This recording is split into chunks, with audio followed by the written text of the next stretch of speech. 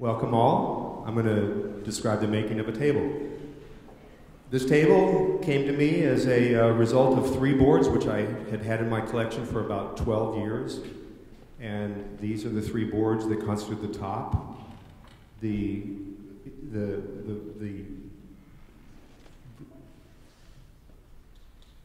appears that they're straight, but in fact there's no curved line in it, and this board actually shows that.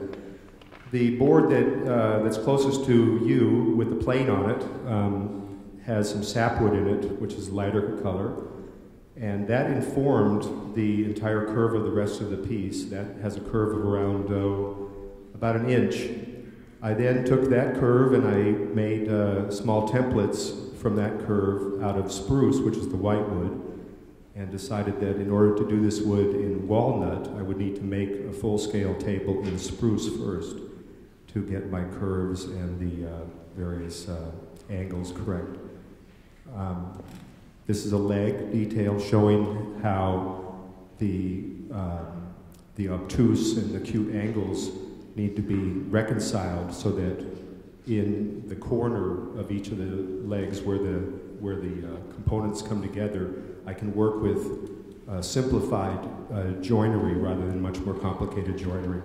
From here I go to the bandsaw on the spruce components, which is just, those were just glued up 2x10s that I found at the lumberyard. And it's just a deal, it's a mock-up to make sure that when I do work in the full-scale wood, it would be the right size.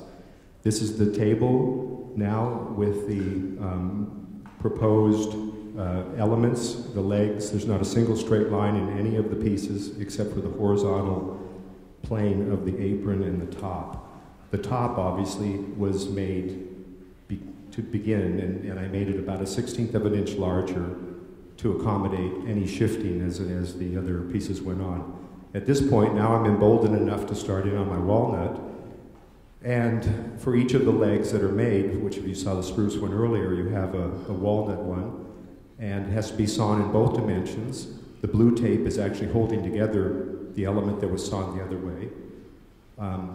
The components then are, now you can see the mirror image of the spruce mock-up in the background, full scale, and a close-up of the leg adjoining one of the long aprons. The 2 ends I decided to put drawers in, so they will not have a solid element. And here is one of the walnut aprons, the inside curve, although I chose to put a drawer on each end of the table so that the user could use it either from the concave or the convex side and not limit the use by a drawer encumbered in the middle. This is a photograph of the joinery involved in creating the stretchers for the drawers at each end.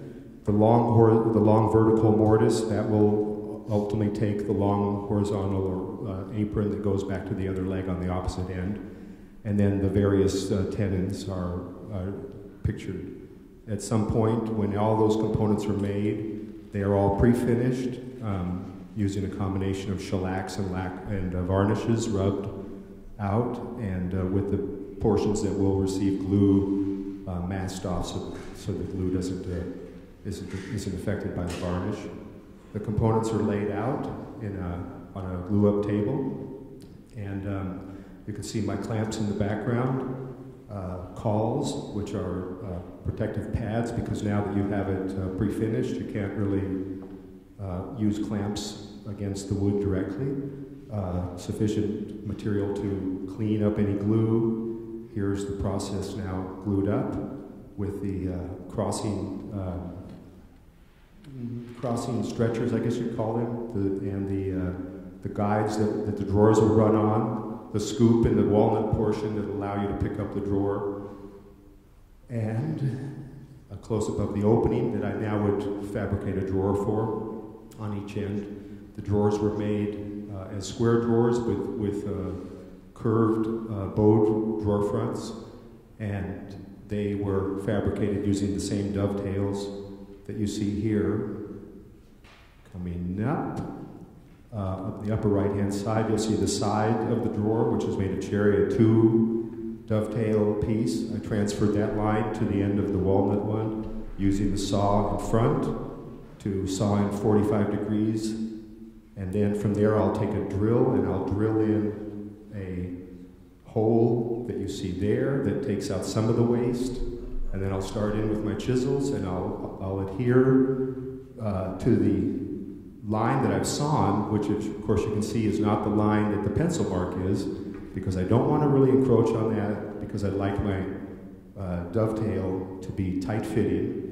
And little by little you take away the waste, working both from the ends and from the top and from the sides, and in small bites, with constant checking of your the tail piece.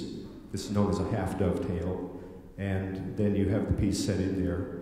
The portions on either end of the dovetail, the cherry piece, represent the part that would be the apron, the stretcher on top, and the glide runner on the bottom. So the drawer front, which is the upper piece here, shown at one end, had to be made much thicker, so when it closes in, it's the same width as the table aprons. And here's the piece in an exhibit that was held in July at the Firehouse Gallery.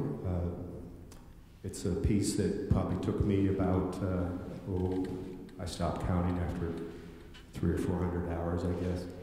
Maybe not, I don't know, something like that. It takes a long time, and there's a detail of it, and the 20 slides go pretty quickly. So thank you.